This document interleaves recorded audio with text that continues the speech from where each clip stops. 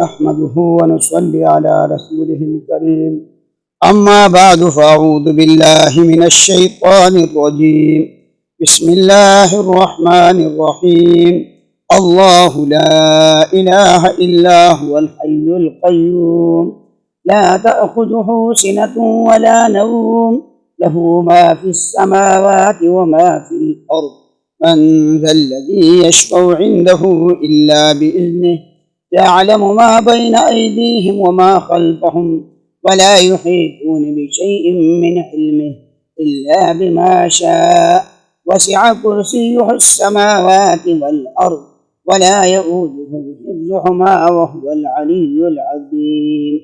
میرے محترم دوستوں اور بزرگوں، اللہ نے ہمیں قرآن پاک عطا فرمایا ہے۔ اللہ کی انسان پر بہت سے احسانات ہیں، نعمتیں ہیں۔ فرمایا وَإِن تَعُدُّوا نِعْمَةَ اللَّهِ لَا تُحْصُوهَا، اگر تم میرے انعامات گننا چاہو گن نہیں سکتے، لیکن یہ نعمتیں آج ہے تو کل نہیں۔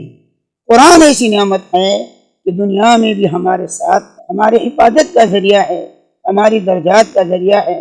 فرمایا ان اللہ یرفع بهذا الکتاب اقواما ویضع به آخرین، بہت سے قوموں کو اللہ ہدایت عطا فرماتے ہیں، عروج عطا فرماتے ہیں قرآن کی وجہ سے، اور بہت سی قوموں کو ذلیل فرماتے ہیں۔ قرآن پاک میں سیدۃ الآیات آیت الکرسی ہے۔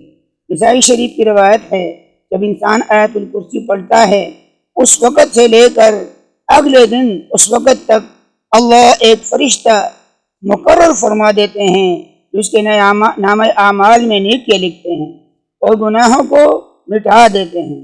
حضور پاک صلی اللہ علیہ وسلم نے ارشاد فرمایا، جو ہر نماز کے بعد آیت الکرسی پڑھتا ہے اس کی اور جنت کے درمیان صرف موت حائل ہوتی ہے، یعنی موت کے ساتھ ہی، جس طرح شہید موت کے ساتھ ہی جنت میں داخل ہوتا ہے، آیت الکرسی پڑھنے والا موت کے ساتھ جنت میں داخل ہوگا۔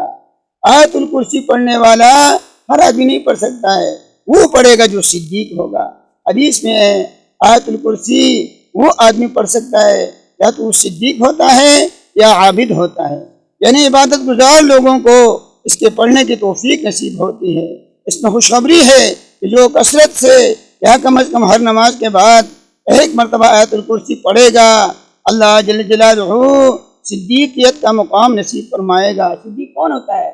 جس کے ظاہر اور باطن یکساں ہو، جس کا حال اور قول برابر ہو۔ اللہ ہمیں صدیقین کا مقام نصیب فرما دے۔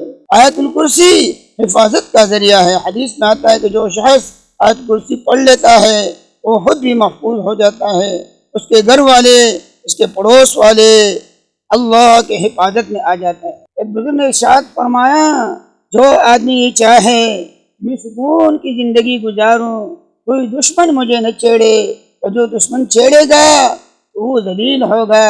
تو جو آدمی یہ چاہے تو وہ 101 مرتبہ روزانہ آیت الکرسی پڑھا۔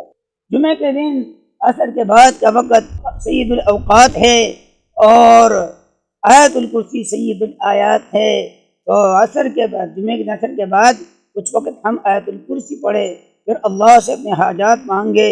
اللہ کے بڑے خزانے ہیں، ہم اعمال والے بنیں گے، انشاءاللہ دنیا میں بھی عزت نصیب ہوگی، حفاظتیں ہوگی، اور موت کے بعد ہمیشہ ہمیشہ حفاظت سے رہے گا۔ اللہ ہم سب کو عمل کی توفیق نصیب فرما دے۔ وآخر دعوانا ان الحمد للہ رب العالمین۔